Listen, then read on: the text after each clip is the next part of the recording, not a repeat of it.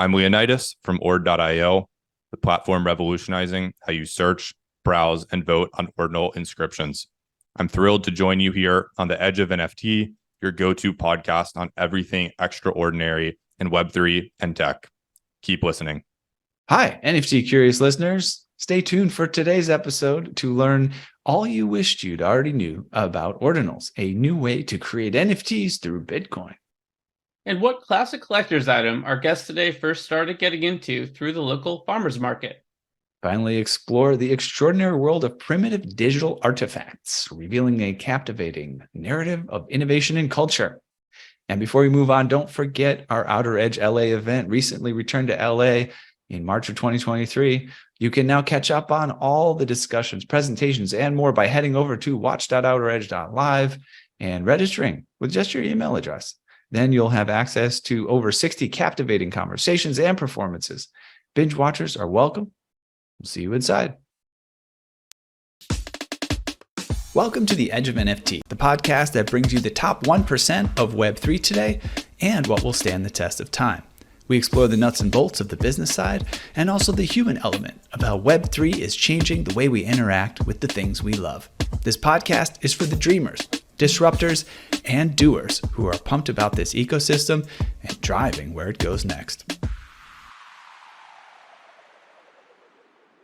Today's episode features Leonidas King, the passionate ordinal collector and visionary behind Ordio, a revolutionary platform that takes your Bitcoin exploration to a whole new level.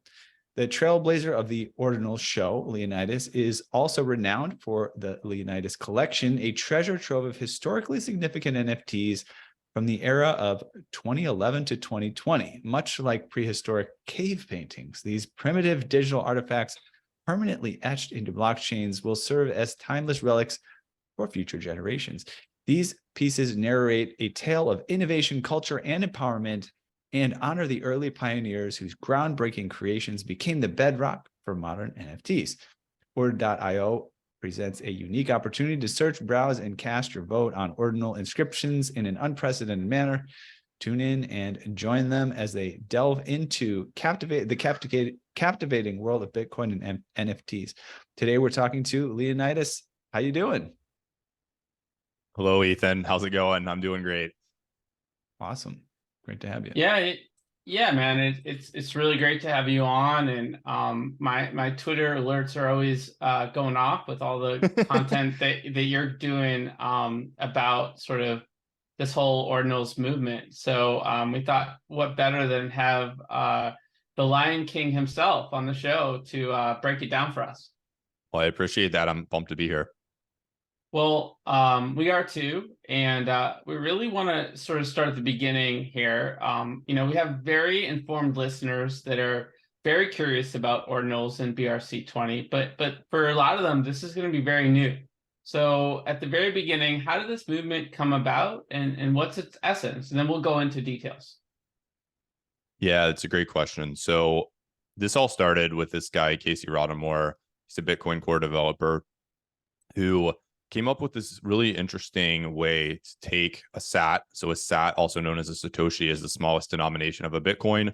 You can split every Bitcoin into 100 million sats. So you end up with 2.1 quadrillion sats in potential total circulation. And he assigns a number to these through this unique first in, first out indexing method that he created, and essentially allows you to track all of these sats like individually as they move around the Bitcoin network. So this was an innovation. I think about probably this time last year, he was really starting to formalize this, ended up creating a protocol called ordinals, and came up with this second innovation. This guy's full of magic tricks, where you can take basically any file, upload it to the Bitcoin blockchain, essentially store data on Bitcoin, just any arbitrary data. And when you combine these two things together, you end up with a fully on-chain NFT primitive. And that's what we call like ordinals, ordinal inscriptions. Wow. When you say it like that, it all is pretty straightforward. What do you think, Ethan? Yeah, I mean, I've been following along with this. Of course, we're good friends with Trevor from the Ordinal Show as well. And he's been into this quite heavily and sort of watching it from a distance. There's a bit of a buzz around it, like I'm alluding to, and it's really basically the essence is seeming to bring in Bitcoin more into this whole Web3 ethos, right? Which Right. Ethereum is kind of sitting in, and other tokens are, but maybe Bitcoin is seen as outside of it. So tell us a little bit about this, demystify how things are different at this moment here. Yeah. So basically that Web3 culture ended up moving to these other chains. It actually started on Bitcoin back in 2014 with this protocol called Counterparty. And there were some interesting experiments there. But Vitalik basically came along and said, I want to do this stuff, but the people on Bitcoin aren't very friendly to experimentation and innovation. So they ended up doing this, protocol, this blockchain called Ethereum. And you get this explosion in, smart contracting and general purpose blockchains. And that's been largely the exciting trend in this space for the last 6 years or so. Bitcoin, in my opinion, kind of got left behind from a technological perspective, experienced a period of stagnation. And only recently with Casey's Ordinals protocol have we started to break down that cultural wall on Bitcoin of, it's only acceptable to do the currency use case. So now that we can do NFTs, we can do fungible tokens. People are doing meme coins, metaverse projects, everything you can do on Ethereum. There's some way you can probably hack it together on Bitcoin. It's not always going to be the best use case. Ethereum's really good because you do have these smart contracts. It's going to be a lot better at certain things, but specifically just for storing value, like I want to take this image and I want to, put it immutably fully on chain with this fully on chain protocol. And I want to hold that and I want it to store value for the next 100 years. In my opinion, Bitcoin does that better than any other chain. For the reason people value Bitcoin, the currency, for that security and immutability and decentralization of the chain, people also value their art being stored here. So what we're kind of seeing is this more higher end of the market coming over to Bitcoin. You're not going to be doing these, giant, Solana style projects with millions of people, doing lots of transactions, but you are going to see that higher end of the market, which is actually a larger percentage of the market, kind of gravitate towards here. And that's at least the thesis, is the highest value assets will want to be stored fully on chain on Bitcoin because that's the most secure way to store that value over time. So an analogy here might be like, folks have referred to Bitcoin as digital gold. So in this case, what we're really talking about is engraving artifacts on digital gold, where once that it's engraved, it's going to be there for a long time. Yeah, exactly. So because this data is immutable, you take that image, you store it fully on chain. It's very simple. There's nothing to do with it. You hold the asset. And it turns out that's actually very ideal for certain collectors and certain assets. So for example, on Ethereum, you have a lot of smart contracts that hold very valuable assets. And there's like this expectation by the collectors of those assets that it's going to be the same. But we've seen some projects, I won't name the project, but literally, take that metadata, change it. They end up going to, their gallery and seeing a middle finger is now the artwork, right? So that's because the metadata isn't frozen. So it's not a fully immutable primitive. So basically taking the data and storing it on chain and then not being able to change that data it seems like it might be, a limitation, but it actually turns out that's a benefit for storing value and for certain assets because, your IPFS link won't get unpinned in 2 years because you stopped paying the bills, right? It's stored fully on chain. Your metadata is not going to get changed because there would be no way to change the metadata. And while it might be beneficial for certain projects to have that general purpose smart contracting on Ethereum, for specifically high-end NFT assets, the kind of like grail assets, you would imagine you just want it to be the same. It's, the Mona Lisa gets painted and then we don't want anything happening to it. That is what Bitcoin's really good at storing. Very cool. I wanted to cover a few other sort of technical areas of innovation that we were chatting about in the green room before, just to make sure that we cross our I's here. Actually dot our I's, cross our T's, right? You almost forgot to dot that yeah. I. Hey, cross it instead. I could have used more sleep last night too, but we've got rare sats, right? Wait. Now it's time for our next segment, a new recurring segment we're calling nap time. Yeah, where everybody on the show takes a 5-minute nap. Ethan, we're gonna use your radio show voice and turn you into a meditation coach. Yes. That'll be good. Very sleepy. Just lay down and relax. Wow, I'm Feel the sold. relaxation. We may get some new listeners with this segment. Maybe they'll process the rest of the recording with a little bit more focus as a result. I don't know. Anyways, speaking of innovation, Leonidas, like rare sats, recursion, can you talk to us a little bit about these sort of things as well? Yeah, so rare sats is basically taking these 2.1 quadrillion sats that we now can individually track, and certain ones are being found more valuable than others by the market. So I'll just give one example. If Satoshi Nakamoto mined the sat and it was one of the set of sats that he sent to somebody as a gift, it then got sent throughout the network over time. And then these sat hunters go and they sift through, like I know people who've sifted through billions of dollars of Bitcoin in their wallet, extracting these rare sats. And basically there's a market for these because you can then inscribe on them. And that's an interesting thing for a collector. So now you can have an NFT and you have your image, right? But it's on a sat that was held in Satoshi's wallet, which is this like extra cool level of an NFT that you can't really do on another chain, just because of the way Bitcoin works. So that is the kind of lowdown on rare sats. We could dive into, there's absurd ideas I've heard, like, Hitman sats from, Russ Ulbricht's arrest, like all kinds of crazy sats that have been part of interesting moments in Bitcoin's history. Like pizza sats were part of the 10,000 Bitcoin transaction that bought 2 pizzas back in May 2010. And then actually the creator of Ordinals, Casey Rodamore, created this rarity index built into the Ordinals protocol, saying that the first sat in a block is uncommon and basically specifying a bunch of these rare sats. And there's about 700,000 uncommons. And we just saw the other day that OKX started extracting theirs from their wallets. It looks like, don't quote me on that. This is just what is the buzz. And we're seeing miners also starting to pluck those out when they mine a block. They can get a little extra in addition to their reward by taking those and selling those. They're worth roughly $500 right now. Wow. So that's rare sats. Yeah. So a quick question about the sats in general.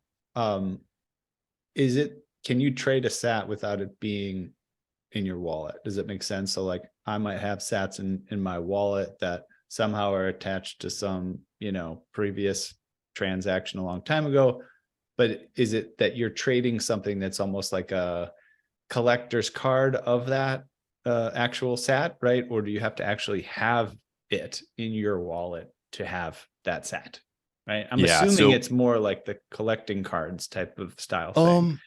You could think about this and frame it in different ways. Casey calls this like a collective delusion of like, we now believe that these first in, first out indexing is how we're going to trace these sats. But yeah, basically the way to think about it is, say you have half a Bitcoin in your wallet, that's 50 million sats. That's probably going to be sats from, 2009, 2014, hundreds of different places, because it got sent all around the network and you got this mixed group of 50 million sats. Okay. Each one of those sats, you could individually select it in your wallet and transfer that specific sat to another address. So you are in that way like trading a specific sat. But again, this is all this sort of like made up indexing model that is not officially part of the Bitcoin protocol, but because so many people believe in it, it becomes a thing, if that makes sense. Yes, I think it makes sense. Yep. It creates like a numismatics around Bitcoin, right? Where there wasn't one before. Yes. And then it's really up to the collectors what they find interesting or not, right? None of these has inherent value. It's all human culture. Correct. Around, this nickel was half made with copper or whatever it was, and so I'd love to have it. And I think rarity is a common theme when it comes to numismatics and collectibles and things like that. And I also think, Ethan, as Bitcoin being a very scarce asset becomes more scarce, this is sort of foreshadowing a way of looking at the value of Bitcoin in a more granular fashion. Totally. Yeah, this is the analogy I'm kind of using that I like, that kind of makes sense. Like Bitcoin is digital gold. the rare sats are digital diamonds. So people are finding these little diamonds that are much more scarce than the 2.1 quadrillion sats. And there will be some very, very small percentage of all Bitcoin that they can specify and kind of basically have this narrative around, and then basically trade those as if they are non-fungible. Yeah. And did we cover recursion yet? No. So yeah, recursion is this upgrade that we had to the Ordinals protocol last week, where before this upgrade, you would inscribe a file and it just sits on the full nodes all around the world. And it's just a file and it doesn't know anything about other files.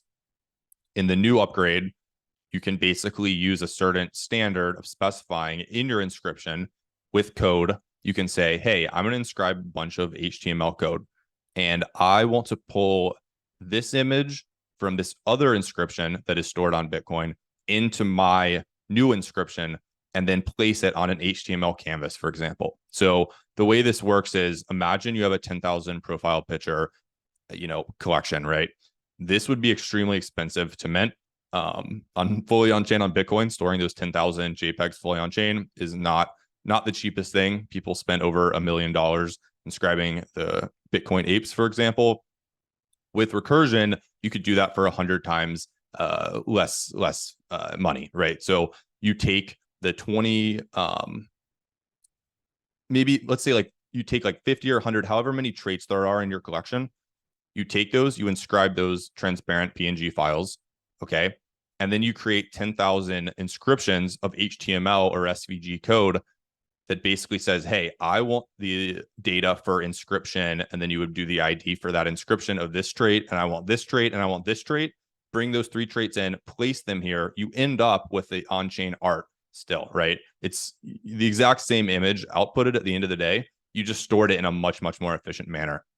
So it's essentially an efficiency upgrade that unlocks generative art. It's like Bitly, It's like, instead of the full handle for the website, you have an abbreviation that still leads you to yes, that's actually product. a great point. Yep, there's a standard like kind of Bitly to basically reference something else. You're totally allowed to use that analogy moving forward on the show without any attribution at all. Awesome. So this is, this is a new thing.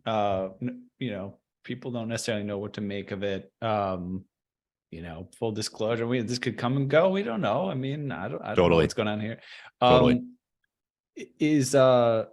But maybe there's some people who are interested. So, because they just want to learn more and get into it. We're talking about folks like maybe there's a digital art collector or a fine art collector, or just someone who's who wants to know if it's going to affect them in some way. What is a great way for people to kind of know more about it? Where would you send them? I would tend to say go to ordinals.com. This is the official explorer created by Casey, and he has a handbook that he created on there. I'd spend 30 minutes, just read through that.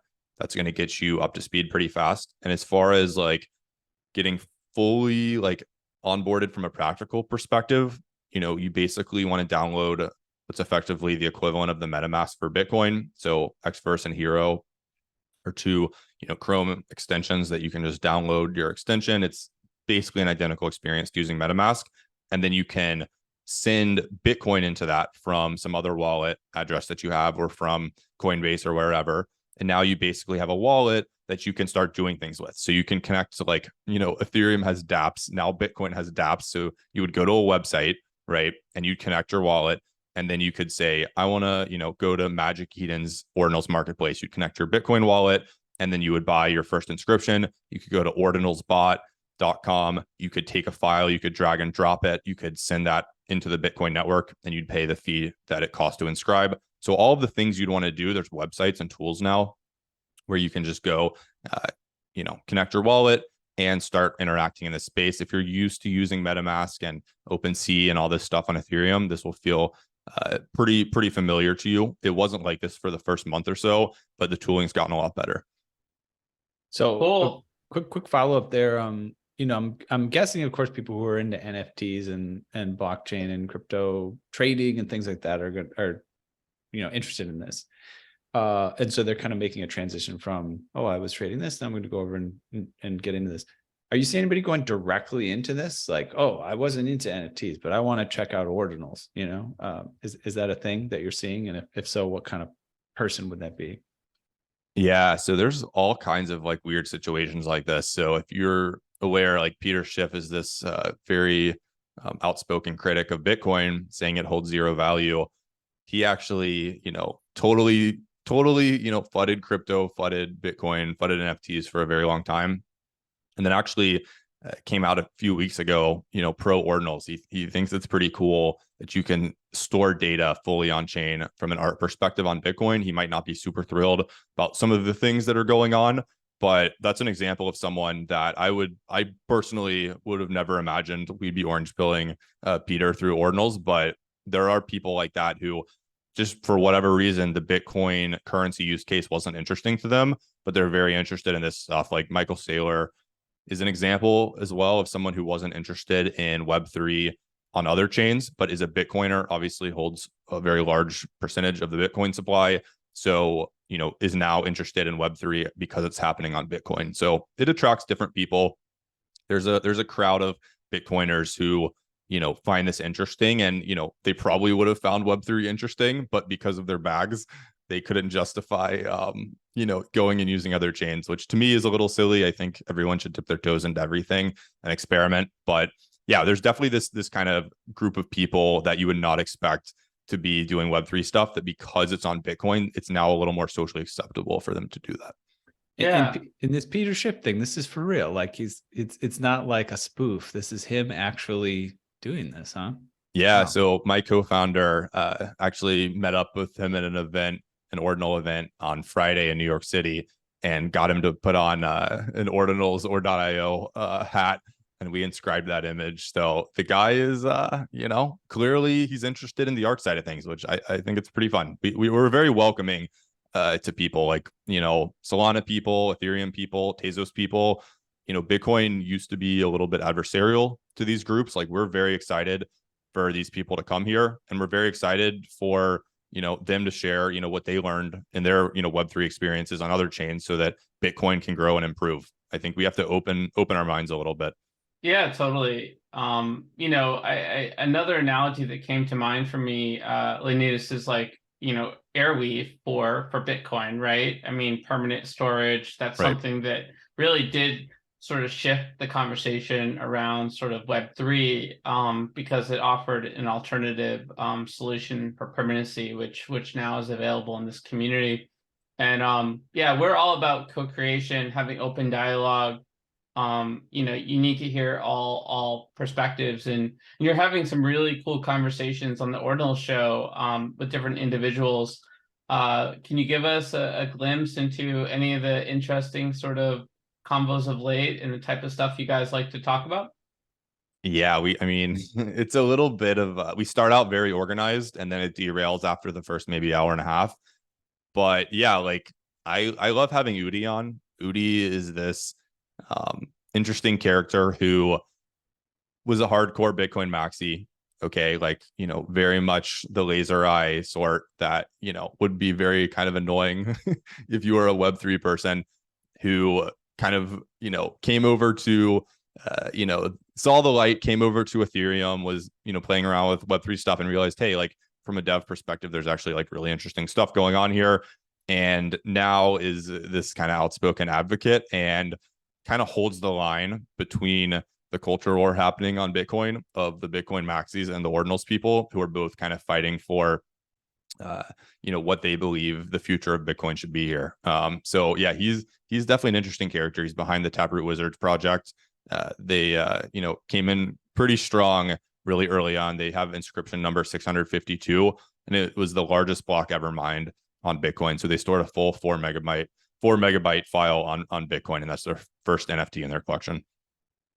Yeah, I have definitely seen those guys around, and in fact, our host for Outer Edge LA did a wizard shower on stage, and I didn't even know about it until after the fact. I was kind of irritated because I would have been happy to also make sure that Ethan, Jeff, and I got a wizard shower live as well. But alas, Nice. that didn't happen, and I'm sure we'll have Udi on the show at some point soon. I actually remember. So we were doing an Ordinal show while that was happening, and I guess Medved must have been there as well because he was like giving us the live reports on Outer Edge. I think maybe. So Oh, cool. yeah, Nice. That's fun. Yeah. I was in a Twitter space with like Trevor, and saying, oh, we could do a wizard shower over here if we go and pull it together, we'll pull it off. But I think at that time it probably already happened. I don't know. Maybe not. Maybe it was about to happen or something. But yeah. Anyways, well, tell us about Ord.io. This is kind of your baby here. It's doing things to revolutionize how people can interact with ordinal inscriptions. Could you give us a peek behind the curtain? Yeah. So my co-founder Zach and I, we basically had this idea back in March to take this Explorer experience, which at the time was essentially this feed of every block that gets mined. You get a bunch of new inscriptions created, all these files, and you could view them on ordinals.com. And we were basically like, okay, you can see this in the newest order, but we really want to, see the coolest inscriptions at any given time. So we're trying to like think of ways to create signal through all of that noise. So what we ended up doing was creating Ord.io, which is an explorer for ordinal inscriptions. And what you can basically do is go use a bunch of these complex sorting, filtering mechanisms to find interesting things. So you could sort by file type, you could sort by the oldest sat, right, that's inscribed on, all of these things that collectors, kind of more than nerdy collectors, I would say, care about. And then you can actually upvote the inscription. So you connect with a wallet, okay, and then you sign a message verifying your ownership of at least one ordinal inscription in your address. So we know that if you're voting, you hold at least one ordinal inscription. We're using BIP 322 to do that. And then you can start voting on the site. So what we see is people, find interesting things and they'll upvote those. Those will start trending on the homepage. And then in that way, it's kind of like a Reddit or Hacker News style experience where the top inscriptions that people are inscribing get put to the top. So people go to Ord.io to see not only what's, you can check out what's new that's, popping up and then vote on that, but you can also see what's the hottest thing that's happening in ordinals right now. So like all of the kind of popular projects that are minting and stuff right now, you'll start to see those start trending, and you can kind of keep an eye for things. I would say something that we didn't quite expect that's interesting is because this is a fully on-chain primitive, pretty much all of the quote unquote alpha, like everything you would really want to know, is fully on-chain. So you can go look and explore these different assets and find something interesting being inscribed and actually know about that like before people tweet about it like 2 days later, right? So all that information is live like on the blockchain as it happens, which is it's kind of an interesting dynamic that doesn't really exist on other chains. And it's just because of how this protocol works. Yeah, it's really cool, man. I'm on there right now. I see a mix of aliens and really high definition art with some computer programming language with a lot of Pepe's. So he's still trending. How do you make these tags work? Where it's like I see GIFs versus text versus videos versus game versus audio versus 3D. Do you have like some AI tools working or a whole team that's tagging all these images? So we are just using the file type specifically for the tabs. So you could go to images or GIFs, like you said. These are going to be like the images, for example, is going to be PNGs, WebPs, JPEGs, and we just group those together as a simple sort of filtering mechanism. But what's more interesting to me is you go further along the line, the more kind of weird experiments people are trying. So like there's a game section. So people are uploading games fully on chain on Bitcoin that you can play on our site. People are inscribing these 3D files that if you have an iPhone, you can go to this 3D tab, click on any inscription under that tab and click the AR button and then throw it into your, walk outside, throw it into your, front yard or something.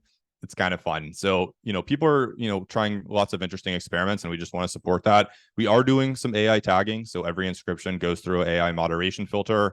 And we also tag those with any sort of like, I'm going to be honest, it's not that great. Okay. But the AI will tag an asset based on if it sees like, somebody wearing a hat, it'll put a hat tag on it, or it'll put sunglasses on it. And then you can search in our search bar for hat. Okay. And then you could click search and then see all the inscriptions that have a hat. It's not perfect, but people are using it in like kind of fun ways. And we're definitely going to look to improve that feature over time. Very cool. Well, this is such a nascent space, and I think, at this early stage, it's probably a little bit difficult to sort of look at the roadmap for, ordinals and ord.io and whatnot. But let's try it anyways. As you sort of look ahead, what are the types of collaborations, sort of innovations, partnerships that you see sort of forthcoming in this space? So it's an interesting question. So a lot of the large centralized exchanges have showed interest in the BRC20 protocol, which is the fungible token protocol built on top of ordinals. So I think 9 of the top 10 crypto exchanges have tweeted about it, and like OKX is actively working on their ability to trade BRC20 tokens. And I think there are a few tokens actually tradable now. Don't quote me on that. But yeah, shout out to like Binance. CZ has shown interest. Somebody shared this video with me a few months ago where somebody asked him at this conference in Hong Kong, what are you most excited for in crypto? And he said NFTs in Bitcoin was what his answer was. So we were like, okay, well, that's interesting. So I like inscribed the video of him saying that for fun. And yeah, it's interesting. I think the centralized exchanges are just a very powerful force in this space. So if they want to build integrations, integrate it with their marketplace for NFTs, like Binance has done more recently with inscriptions now being able to be traded there, I think, the more integrations, the better. I'm personally very excited about, let's build some infrastructure around rare sats and, how can we trade rare sats, extract rare sats? That market's interesting. We've got pretty good infrastructure. Like Magic Eden is the #1 marketplace by volume for trading inscriptions right now. And that seems to be all going pretty smoothly. That's a good experience. I think I'd like to see more builders interested in building around the rare sats. That's personally what we're excited to build towards right now. So yeah, just trying to, go to Twitter, see what people are complaining about, and then try to build some sort of solution for them would be a great start if I was a builder joining the space. Gotcha. Well, we're gonna wrap up soon here, go over to quick hitters. That should be pretty fun.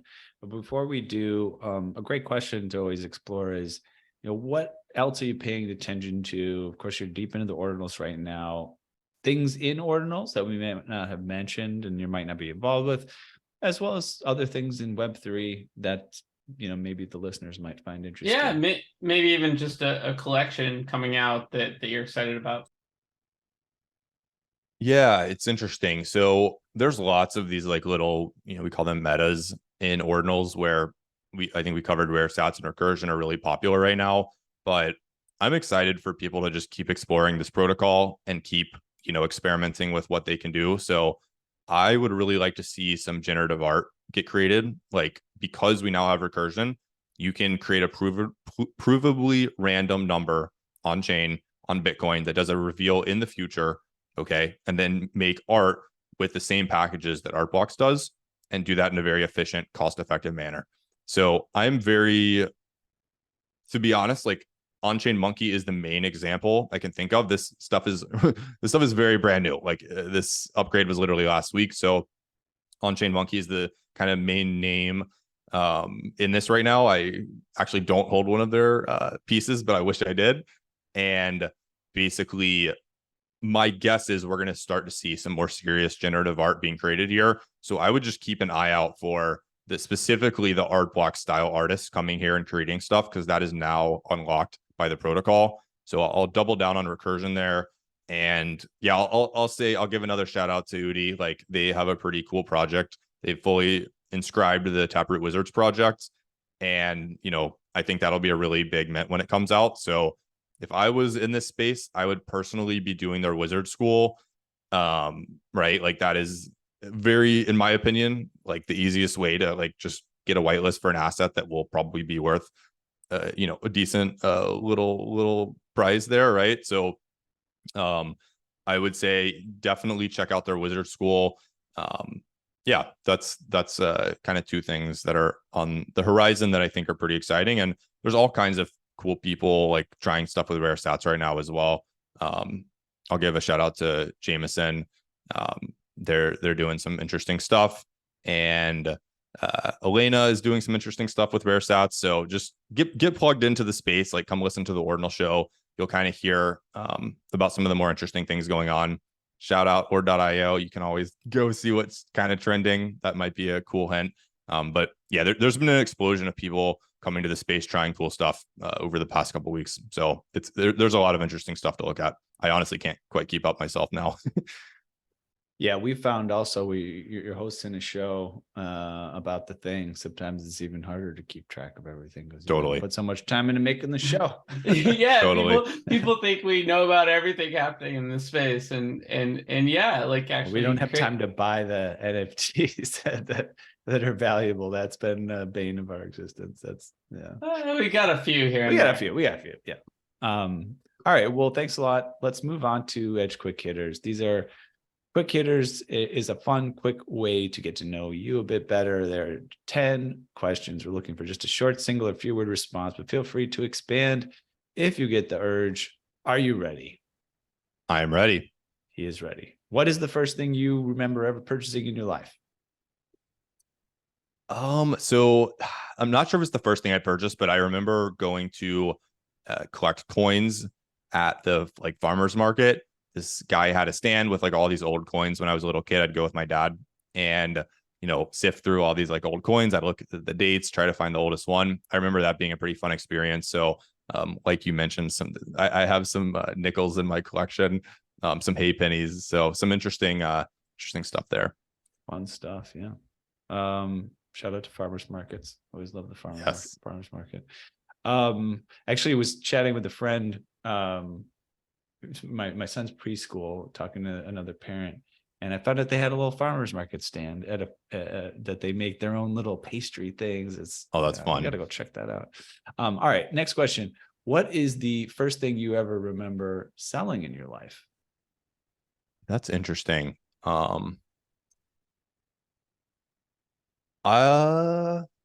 Yeah, so I mowed lawns in high school. So I would like go around and you could say selling a service of my sweat.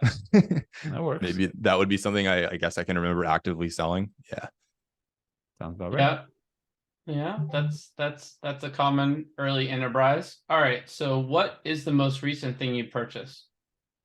So I just got a microphone and stand so that I would sound better on podcasts. So thank you. That's been, I got that a few days ago. Sounding very good, I might say. So glad to hear. Some good research there. What is the most recent thing you sold? Interesting. Most recent thing I sold. I'm trying to think. Yeah, I'm trying to think the last NFT that I sold.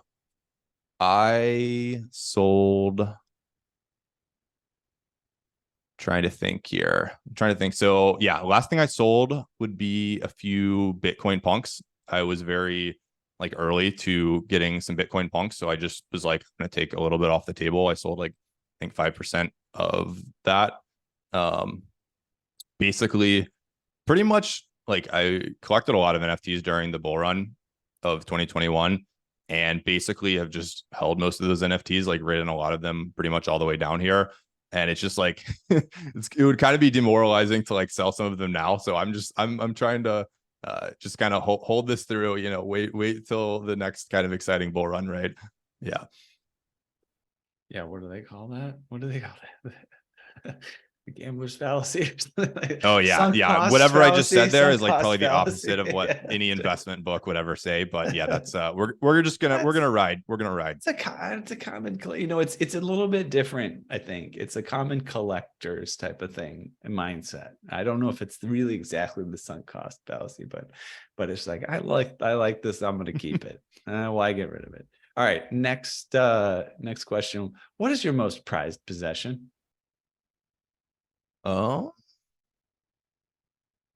Probably I don't know. I wouldn't call it a possession, but like, I don't know, like probably like my family, my dogs, just like, yeah, I'm not like, I'm a very much minimalist in real life.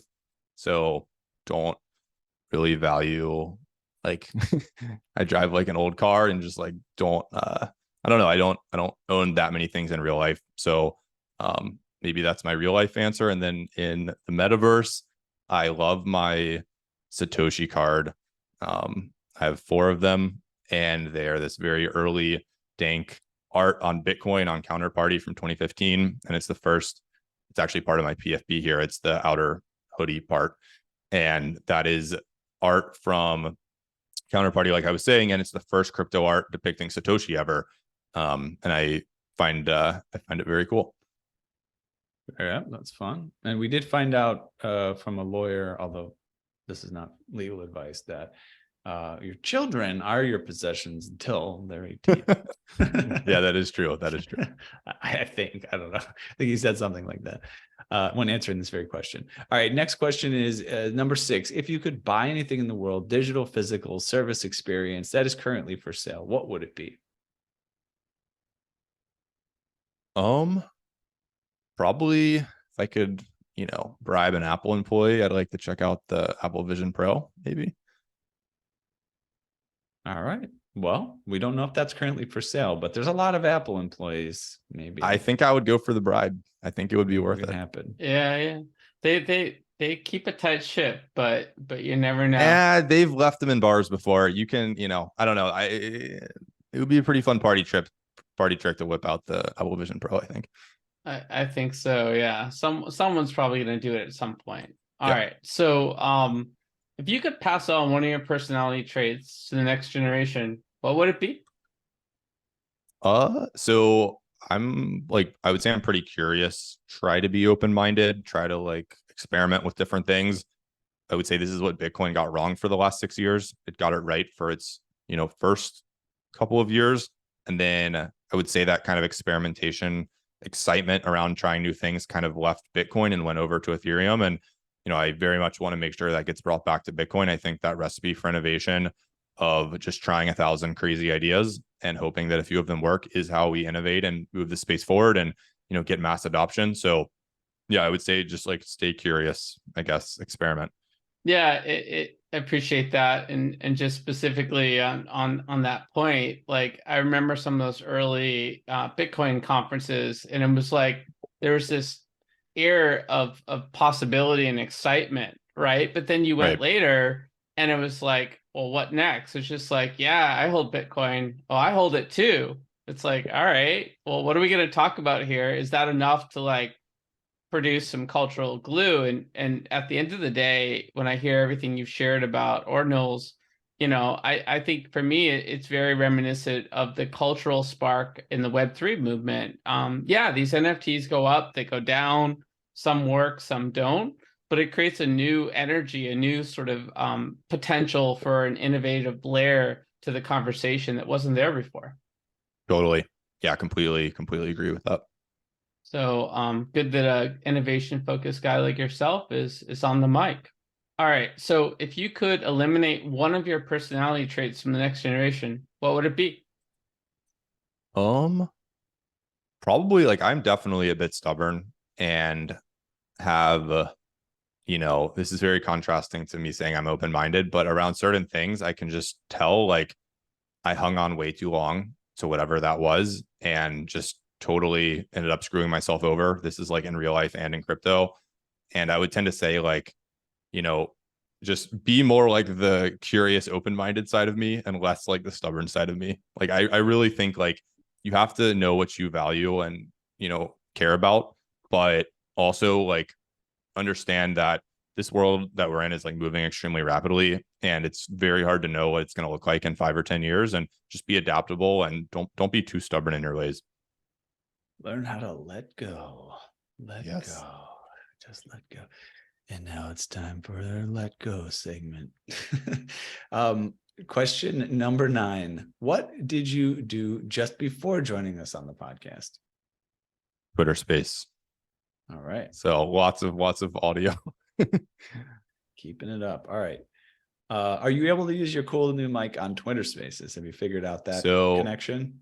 I am Still in told the that it's works? possible, but like I said, like this is someone who should have bought a mic 2 years ago and didn't. So you're not talking to the audiophile expert here. Okay.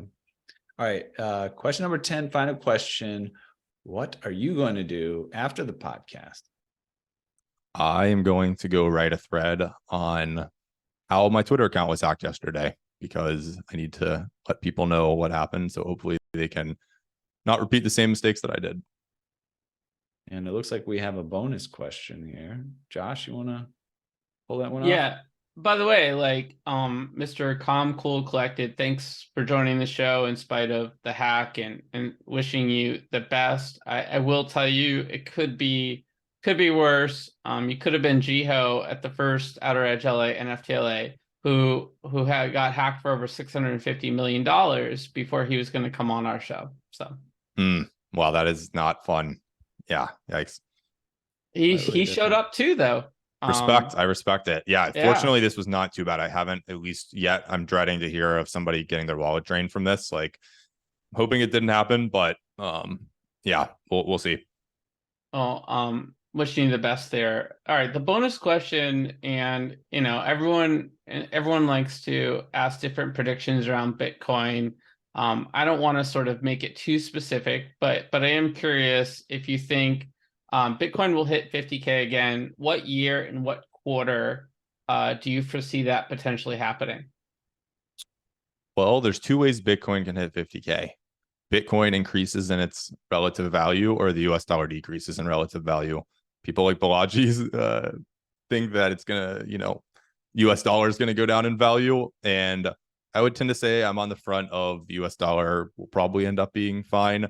But I think Bitcoin will continue to be thought of as a strong store of value, at least as the gold narrative. And if we can scale with layer twos, probably as a currency. So to me, it doesn't really matter if it's in 1 year or 5 years, as long as Bitcoin eventually 50 years from now is like the world reserve currency or another blockchain that has a similar ethos is. That's all that I really care about. Give us a month. That was the most elegant and graceful question dodge in the history of Edge of NFT. And this is an anonymous interview. You might as well you could say anything you want. Well, I guess it goes with your PFP reputation, but yeah, just tell us the month and year for 50K. Let me contact my guy. Hang on. All right. Okay. All right. Well, we'll let you go on that one. Next up, we have our next segment. And now it's time for our shout out. All right. So we just give a moment to let you shout out someone or something that is worth shouting out. Really, it's about as simple as that. What you got for us, Leonidas? Yeah, so I'll give a shout out to this guy named Trevor Owens. We mentioned him a little bit here earlier. I hosted a show on NFT Now, like a Twitter space, and he hosted the show after me. So for a long time, I knew him as like the annoying person who always made us like cut off our Twitter space so that they could go. But got to meet him in a space when we were celebrating hitting 10,000 ordinal inscriptions back in February. And yeah, he's just a really cool guy. Like he runs a fund that's been investing in a bunch of these ordinal startups. So just trying to help move the space forward. And I co-host the Ordinal Show with him. So have gotten to know him.